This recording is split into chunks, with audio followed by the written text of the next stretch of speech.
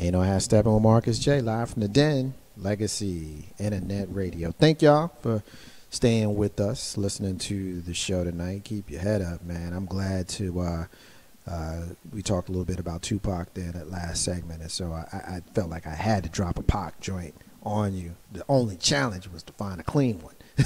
You know, as many times as I say bad words, I try not to say them on the airwaves of Ain't No Half Stepping with Marcus J on Monday nights at 7 p.m. I got to plug every time I do that. I always make sure you like. I got to get that plug. I got to get that plug in there. Yeah. No, shout out to our brother Chris Williams, who is listening to us right now on Ain't No Half Stepping with Marcus J. He's joining us in the next segment. So after Tony and I go to break, we will bring you motivational speaker. We'll bring you positive energy coach.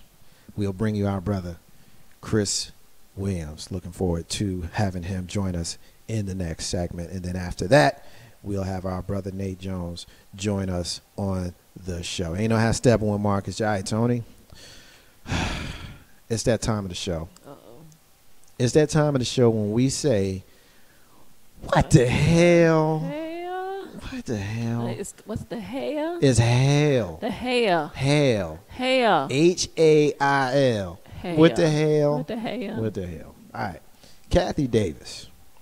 Kathy Davis is the woman in, I believe she's in Kentucky, and she was the one that was held in contempt of court for refusing to issue the marriage licenses to gay people. The problem with that is, well, let me back up. She decided she wasn't going to do it because of her religious beliefs. It's against her religion to, I guess, facilitate homosexuality. I guess those are my words, but yeah, that's why she didn't want to issue the licenses. The problem with that is it's her job to do it, and she chose not to do it, which is the reason why she was held in contempt of court for it. Now, when she went to jail, she sort of kind of ended up being some sort of folk hero, Tony, where you had rallies and you had people who were supporting her, and you had people saying that they would gladly go to jail for her, and she remained defiant. She stayed in jail for several days until the judge was like, all right, let me just go ahead and let you out. It wasn't because she decided that she was going to do what her job's. That's not why she got out. Right. She got out because the judge was like, oh, she ain't going to give in. Well, I guess I can't keep her in there forever, so we might as well let her out. That's how she got out, y'all. That's how she got out. Well, today was her first day back to work, and she had a statement that she issued this morning that she read through with the cracking voice and the nerves and all that kind of stuff. And so it's hard for me to talk about her and not come off as a kind of a hard guy. You know what I mean? Like, it's hard for me to do that because, you know, for those folks, in the interest of full disclosure, I'm not someone that's governed by religious practices. I'm not a religious man. I'm very spiritual, but I'm not a Christian. I'm not a Muslim.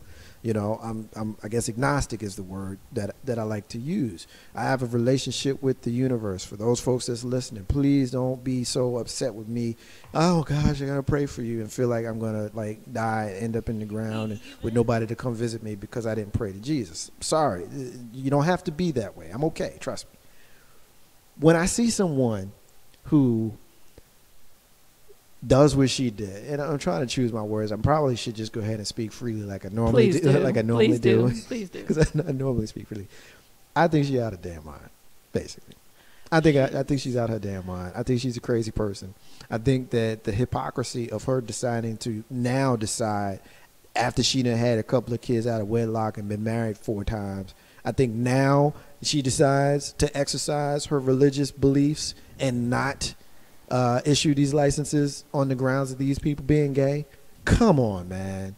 I'm going to call BS on this one. And Tony, you're giving me the face. We haven't talked about this, so I don't know what your opinion is. You might think that I'm the crazy person here. I don't know. I guess I'm about to find out. Well, I didn't know about the kids out of wedlock. Oh, and girl, the 4 please. Marriages. She was She was with one husband and had babies with somebody else, and then divorced him, and then she didn't stay with the guy who just knocked her up. She married somebody else, and then eventually married the guy that knocked her up. And then she got married to a different guy. That's the dude that looked like Farmer Jack in the news with her, with the overalls. Her husband, yes. Yeah, which I'm sure he's a nice guy. But, you know, it just, when you look at the whole story holistically, and then you see him, you know what it reminds me of? It reminds me of Sweet Brown. They are like the rural white Sweet Browns to me. When you didn't see Sweet Brown, just heard it. And then you saw her, and you got it. That's her. Then you got it, right. That's what it's like for me. Well, I mean, all that aside, despite her, you know, whoremongering and such, that's not your job. I mean, the Supreme Court has ruled that same-sex marriage is legal. You are the county clerk. Do your job.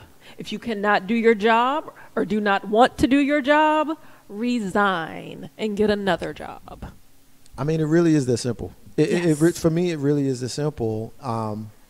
What if the president of the United States, or the governor of New Jersey, my home state, or Virginia, my current state, or the mayor decided that they were not going to do a piece of their job on the basis of religious freedoms? And I put it that way for those folks that, you know, because I made the mistake of not really knowing all of the pieces of it when I first started hearing about it, talking about it.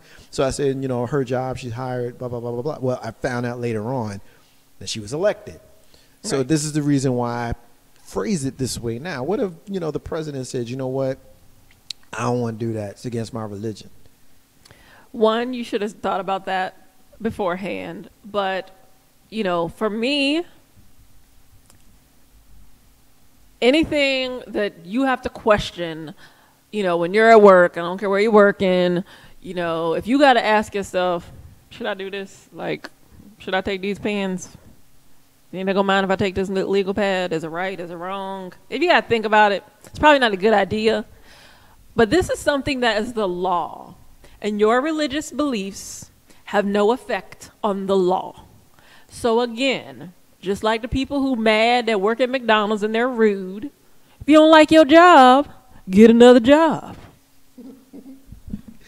What do you think when we compare Kathy Davis, the Kentucky clerk, to the Muslim woman, Cherie Stanley, who filed a complaint with the Equal Employment Opportunities Commission, says that the airline that she worked with should not have suspended her because she refused to serve alcohol on airplanes due to her religious beliefs. Apparently, she had already made an arrangement with the airlines to have co-workers kind of back her up and do it for her. Okay. I guess she ended up on a flight with someone who wasn't with the program, as they say, and that person complained, and the airline complied with the complaint and has since suspended her. This story broke right around the same time that Kathy Davis's story broke, but, and this is just my opinion, it's not getting the mainstream attention because this woman is Muslim and Kathy Davis is Christian. Well, and for me, there's also a difference because if that is a stipulation of your employment, that, you know, I don't feel comfortable doing this or I am not able to do this because of my religion, then that prospective employer can say, okay, we will accommodate you, or I'm sorry, we cannot accommodate you. If they said when she was hired, that's fine. Whoever is flying with you, they can serve the alcohol. I don't think them suspending her now is fair. Absolutely not. Because y'all were okay with it in the beginning. Right. But, you know, in terms of, you know, I know like in my job, you know, women are not allowed to wear head wraps, or no one is, unless it is for religious reasons. So I can't just get up and wear my scarf to work because I want to. Like, I have to, you know, there has to be proof that it's a part of my religious practices. So, but again, this heifer, sorry, that's not nice. For real? This good. Did you call her a heifer? She's look at her, like, seriously. That's so mean. And then this judge. That's like so not like. That's more like me. That's like more. That's me. Like, because this is tomfoolery. It is. And then for the judge to say, well, I'm not going to fine you because people have already said that they'll pay it for you. Fine all of them. Yeah. I mean, it's just, I think, we talk about white privilege a lot on this show. And I think that the definition of white privilege is not realizing that you benefit from white privilege. And I think a lot of times, a lot of those people who are at those rallies, particularly someone like Republican presidential nominee Mike Huckabee, who, by the way, said that he, the whole Dred Scott case. I don't know if you heard his comments about that, but that is on a whole nother level. But he's supporting her. All is good. You know what I mean? She did nothing wrong, and this is a woman who stands for her rights under the Bible, and she should not be made to feel like she's doing anything wrong. And it's just, you're a public servant, and that's a part of your job. That's why I wish that we had a detractor and someone that disagrees. So if y'all think that we tripping, then call us at 804-402-2893 and tell me why you think that Kathy Davis did the right thing and you support her. I got you on the religious freedoms thing, because if your religion says that you need to be or act a certain kind of way, then by all means follow your conscience and follow your God. But if you have a job and your job description says that you do X, Y, and Z, and you choose not to do it, then you don't get to have that job anymore. I don't care if you're elected. Then why isn't there as strong a lobby to impeach her that there is to support her? Right, because I mean, she basically went back today, kind of like, well, I'm not gonna do it, but I'm not gonna prevent them from doing it. Like, you can't just go into work every day and just kind of sit off to the side and look. So she's gonna something is going to have to change. They've mentioned having maybe the federal marshal or whomever come in and file charges against her, arrest her, or whatever. But I mean, I got a good letter of resignation if she needs one. How about that? No, I can dig it. Ain't no half stepping with Marcus J. live from the Den, Legacy Internet Radio. Listen, there's two things that I want to get to before we get to our brother Chris Williams. This one right here I'm getting from the Huffington Post. If our co-host S.Y. Butler was here, she would say it, the Huffington Post. The Huffington Post. And shout out to S.Y. still convalescing, and hopefully we'll have her back in the next few weeks or so. But getting this one from the Huffington Post. It's about a sister who was basically put in the psychiatric ward because she told police that she had a BMW and they didn't believe her and they thought she was crazy. Now, I looked up this story in many different places because I'll be honest with you, I thought this was coming from like Snoops or The Onion or the Daily Current. First of all, Daily Current and The Onion, people, social media, really, it's not real. Please don't post that stuff like it's real. It's not real. If you see Daily Current or The Onion, it's satire. It's not real. Trust me. Sarah Palin didn't say a lot of that stuff she said, or at least they say she said. If you ain't see video of her saying it, she probably didn't say, unless she said that Mexicans should speak American. She did say that. She did. She did say that. She did say that. But anyway, I looked up this story about Camila Brock because it sounded crazy to me. I didn't believe it. I'm telling you, I didn't believe it until I did a little bit more homework and I realized that this joint really did happen. Camila Brock said that the New York City police put her in the mental hospital for 8 days where she was forcefully injected with powerful drugs, essentially because they didn't believe that she owned the BMW. She's saying that they didn't believe that she owned the BMW because she's a black person. And also saying that this joint wouldn't have gone down the way it went down if she was something other than a black person. Now, Tony, it's a lot to it. A couple of the things that they said that was very, very difficult for them to be able to rationalize. One thing in particular is the fact that she said that President Obama followed her on Twitter.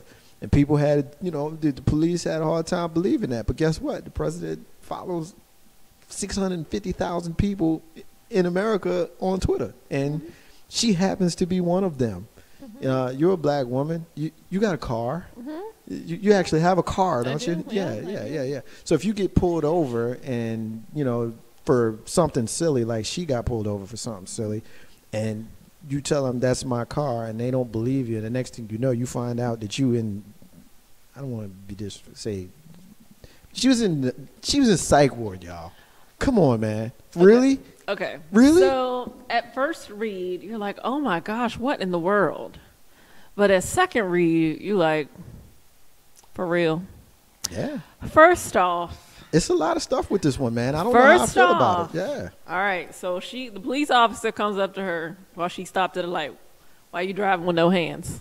You know about what are you talking about? But you know what the answer is, right? She was dancing. She was at a light. Why would he come up to you and say, why are you driving with no hands? You're not driving if you're stopped at a light. At a light. Number one, don't make sense. I got you. 2, you're arrested for sitting at a light. I'm missing some pieces of the story is definitely missing, because how many of us have been at that light? You jam at the light. At the light. Okay. So they take her to the station. She just sits there. They don't book her. Nothing. Let her go home.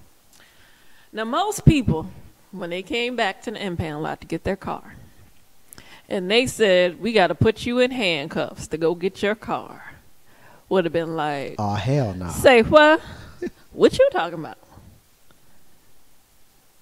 But she says, okay, if that's what I need to do to get my car. And then they take her back there, and there's an ambulance. And she gets into the ambulance. Something is missing from this story. There's a whole lot missing from this story. And why was she in the hospital for 8 days? Ain't nobody come to get you? Ain't no phone calls being made. And you in a psychiatric ward. Exactly. With powerful medication. Something is very wrong and happened. Missing. And this happened a while ago. Mm-hmm. And I'm wondering why we haven't gotten all the full details just yet. I mean, that's the reason why I brought it up, because this segment is called what? The hell. What the hell? Hell. What exactly. The hell? Exactly. For unclear reasons, she contends she was taken into custody and transported to the 30th precinct, where she was held for a few hours before being released without being charged with any crime. She goes back the next day when all of this stuff goes down. Why would they handcuff you to get your car out of? But that just sounds nonsensical. It doesn't. No, it sounds crazy. It sounds absolutely crazy. And I only saw like one tear in her little interview, by the way. She was wiping, but I only saw like one tear. I'm just saying. At the time, she did own a BMW. She was employed as a banker and worked for Citibank, Chase, and Astoria Bank. And the president does, in fact, follow her on Twitter. But hold up. She was driving an old BMW. Yeah, it wasn't. This happened in 2014 or 2003. Yeah. Ain't like she had a 2014 750. But it's a BMW. Hey, look, man. You know how pretentious people who drive high-level cars can be. But an old Beamer, though? People don't realize what year it is. But no, not so much they don't realize. They don't care what year it is. And she was in Harlem. Come on, man. People who drive BMWs or Range Rover or Mercedes or Lexus or Infinities or whatever, you know how some of us could be. How did that come up that the president follows her on Twitter? Well, I mean, he follows 640,000 people. But how does that come up in conversation? Oh, do you know who I am? The president follows me on Twitter. Like, what are you? What? Here's the part through all of this. All of this. I ain't with it, man. I ain't with it. I mean, I know I definitely call BS, but where I call BS is not on did this happen. I call BS on the details. Because it's clear that it happened. That's the reason why I took so long before I even, because this happened a while ago. We've been doing this show long enough. Of 2014. We could have been did this story, but we didn't do this story because I called BS. So, but I bring it up because I looked all over research. I mean, news stories have done this story. Reputable news outlets have done this story. This story happened. I bet you what happened. Let me tell you what happened. What happened was? What happened was she got not even incarcerated, hospitalized in September. October, benefits enrollment at work. Oh, boy. She go for her health insurance, life insurance. Try to get her life insurance policy. They pull her background. It's just crazy. We can't insure her. She filed charges in January. When do your benefits start? January 1. You think it went down like that for real? It is. Yeah, it but is. You know what else? She got hit with the bill. $13,000. 13. You work at the bank. Don't you have insurance? She got hit with a bill, yo. I mean, through all of that, she got hit with the bill. I mean, Yeah, yeah. I'm. And her, did you see her attorney? Nah. What's the problem with the attorney? Mm-hmm. Is it something? He looked a little suspect. I don't know if he got a real office. Okay. All right. He worked from home. As an attorney. Mm-hmm. As an attorney. Ain't no ass step with Barker J. Live from the den. Landscaping and law. He one of them dudes that has a card with a whole bunch of stuff. Exactly. He got a law practice and an Uber. Yep. Incense. He sell oils.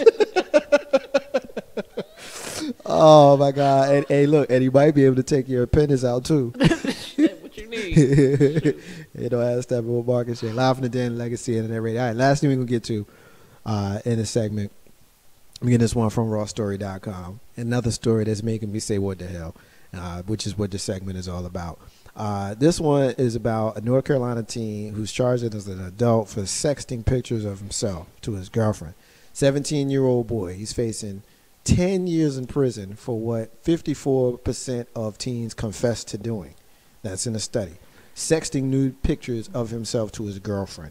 Cormega Coping from North Carolina is facing 5 counts of second-degree and third-degree sexual exploitation, and he's even being charged as an adult since the state's age of criminal responsibility is 16.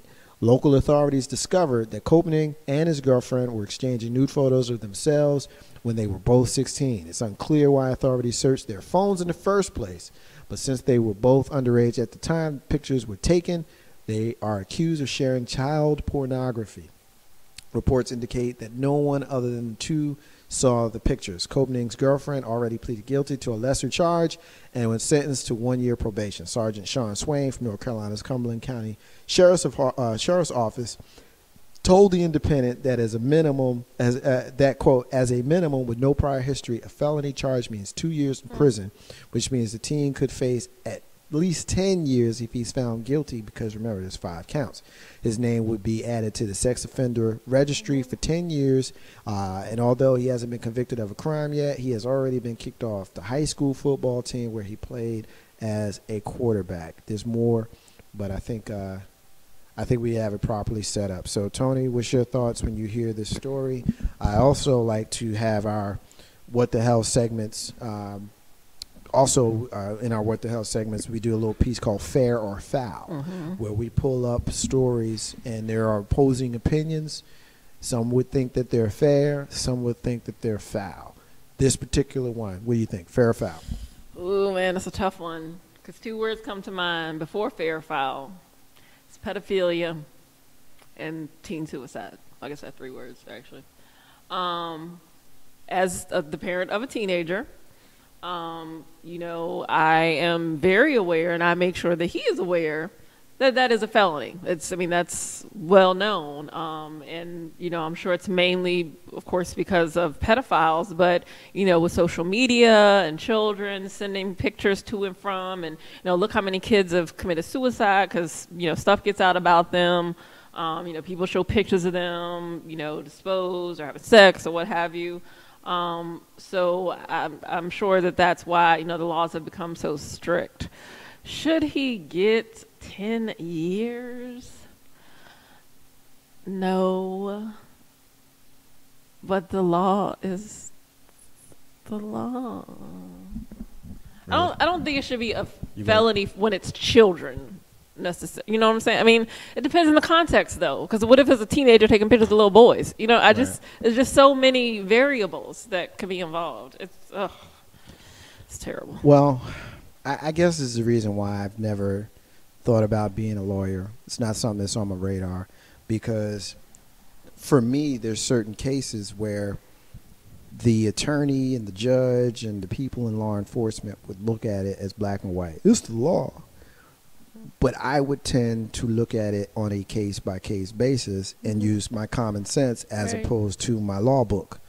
And if I got 2 16-year-old dummies who's taking photos of their genitalia and showing it to each other, and you've already said, because we read it in the write-up, nobody else saw it. You know what I mean? So I'm taking a picture of mine. It's like when you little kids, I'll show you mine if you show me yours. I never did that. Me neither. But to me, we are just a way too litigious country, man. Yeah, you know, we just way too litigious. And I also think that we criminalize our youth for being stupid. Yeah. You know what I mean? Like 50 years ago, this wouldn't have been on the books. This wouldn't have been a case. It wouldn't have been nothing. You know, how many times does a kid do something that, 20 years ago, or even kids or people our age, when we were coming up, we might have just been taken home to our parents and gotten a good tongue lashing, or maybe got that ass beat by dad.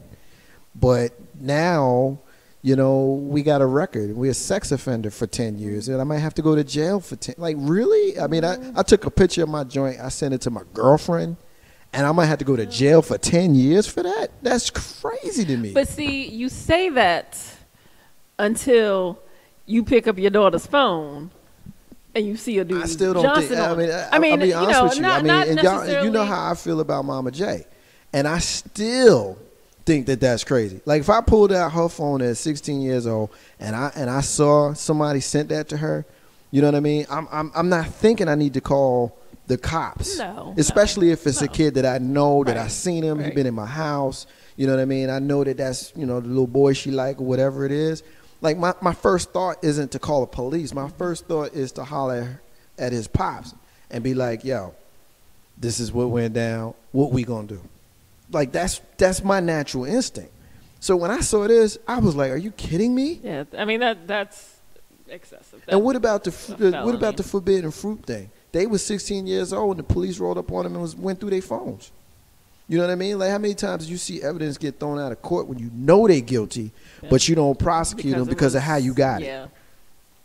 That's just, oh my God, it's so outrageous to me. I mean, I agree. Yeah, I I agree, think- but I do think that children need to be more aware of what they, send and receive Right. and look at, and Right. you can't stop it from happening. But Yeah. I mean, again, it's just all about parenting and just being involved. And I was a good daddy. you are. Yeah. And if I catch my daughter doing that, she need to be more worried about me than she is the cops. Who you telling? And have Steppin with Marcus J. Live from the Den Legacy Internet Radio. We're going to take a break. And when we come back, got our brother Chris Williams. He is the motivational speaker and positive energy coach that's going to bring some positive energy to Legacy Internet Radio. Ain't no half stepping with Marcus J. Hear Chris speak, y'all. We're going to play some music, and then we're going to hear from our brother Chris. Marcus J, Miss Tony. Ain't no half stepping with Marcus J. Live from the Den Legacy Internet Radio. Be back in a few minutes, y'all. Stay with us.